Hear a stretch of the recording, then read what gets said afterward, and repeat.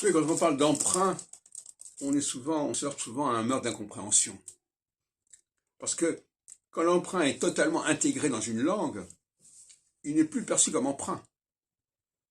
Et donc, si je dis par exemple que tel mot anglais vient du français, on va me répondre, mais c'est de l'anglais. Est-ce qu'on s'en sert, nous, en tant que... C'est de l'anglais parce que c'est pratiqué par une population. Donc là, il y a aussi un dialogue de sourds.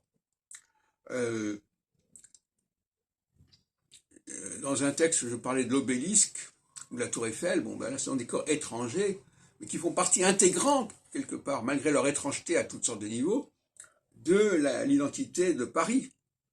Donc on ne peut pas les enlever, quelque part. On ne peut pas les extraire.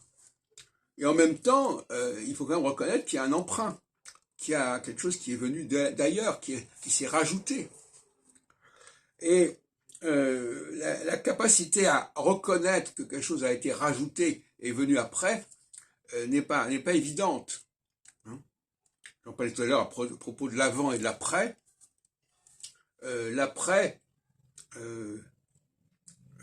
parfois l'après, et on nie qu'il y a un après, parce que justement, on propose que l'avant soit présenté comme un après.